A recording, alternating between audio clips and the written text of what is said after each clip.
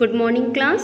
Today we start a new topic cell of your biology book. Cell is the basic unit of life. Living world includes innumerable type of plants and animals which show a large variation in their external feature. However, all of them resemble each other in one respect, their bodies. Their bodies are made up of numerous types of building blocks. These numerous building blocks are called cells. In an organism, the cells are organized to perform different functions and work together with a common aim to sustain life. Therefore, we define a cell as a basic structural and functional unit of life. Again, I repeated, cell is known as basic structural and functional unit of life. So why we call the basic structural and functional unit of life to cell? Because cell define the structure of living organism, so it called basic structural unit, and it perform all the life processes. Cells are carried out all the functions of cell, all the life processes. That's why they are called functional unit of life. Now we study about some different types of organisms. There are two types of organisms are found on earth.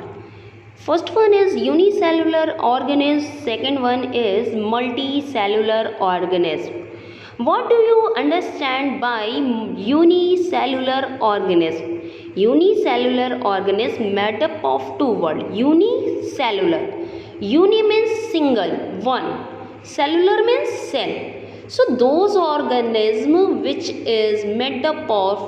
are made up of only single cell are called unicellular organism. Again I repeated. What do you understand by unicellular organism? Those organisms which are made up of single cell are called unicellular organism. For example, amoeba. Amoeba is a single cell organism. Amoeba is a single cell organism. Now, next one is a multicellular organism. What do you understand by multicellular organism? Multi means many. Multi means many. Cellular means cell. So we can say that those organisms which are made up of a large number of cells, those organisms which are made up of a large number of cells are called multicellular organisms, such as human beings, cows, trees, etc.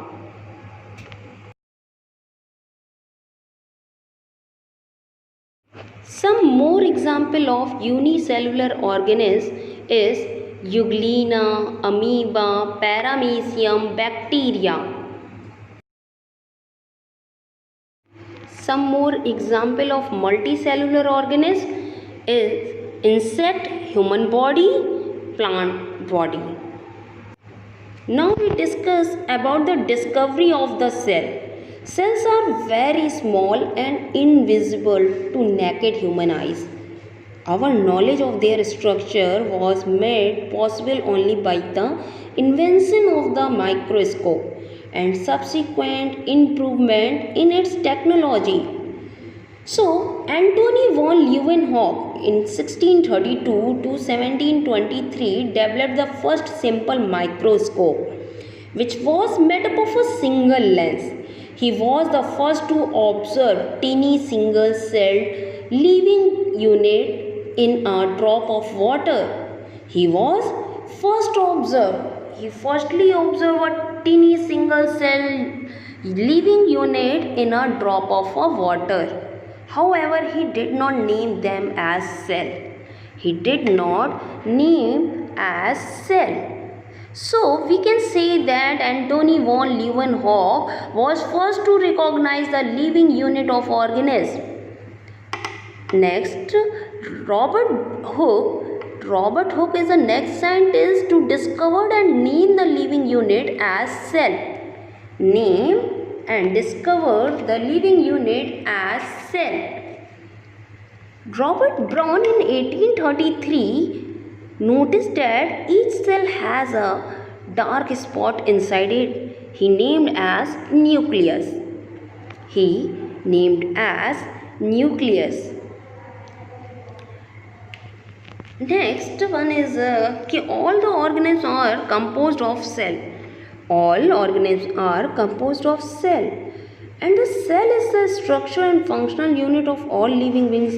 Firstly, we discuss all cells are produced from pre-existing cell. Pre-existing cell. The living organisms are made up of cell, and the study of cell is called cytology. The study of cell is called cytology. Now, the term cell derived from Latin word cellula, meaning room or a small compartment. In 1663, Robert Hooke, an English scientist, devised a compound microscope which was made up of two lenses. He examined a thin slice of a core under his microscope and observed it was made up of teeny honeycomb compartment-like structure.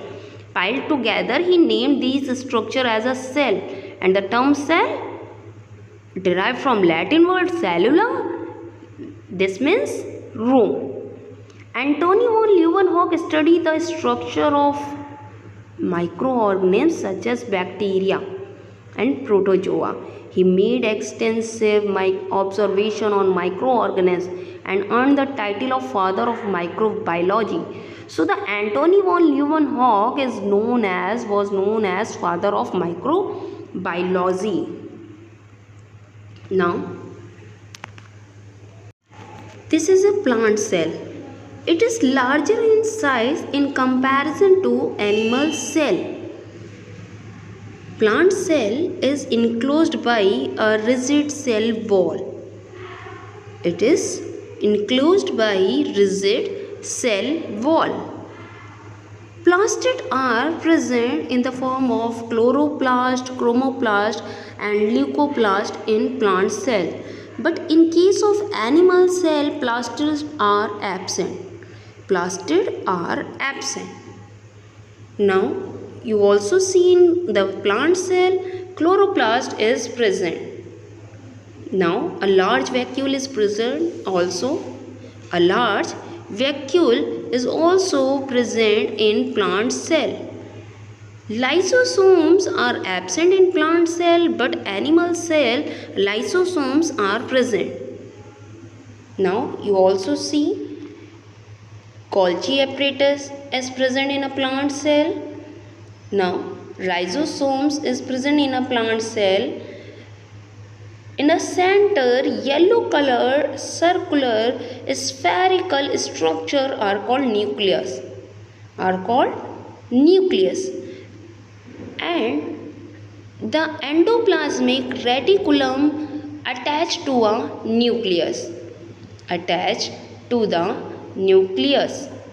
And chloroplast, mitochondria, vacuoles, Golgi apparatus, ribosomes, they all are cell organelles which present in a plant cell.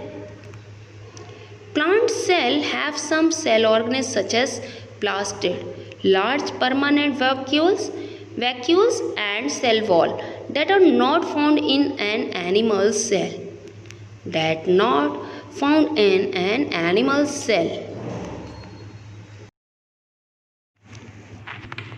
Now discuss about an animal cell. Animal cell is smaller in size in comparison to plant cell, and in animal cell, cell wall is not present. Cell wall is absent in case of animal cell.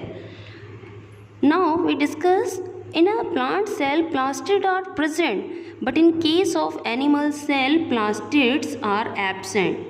Plastids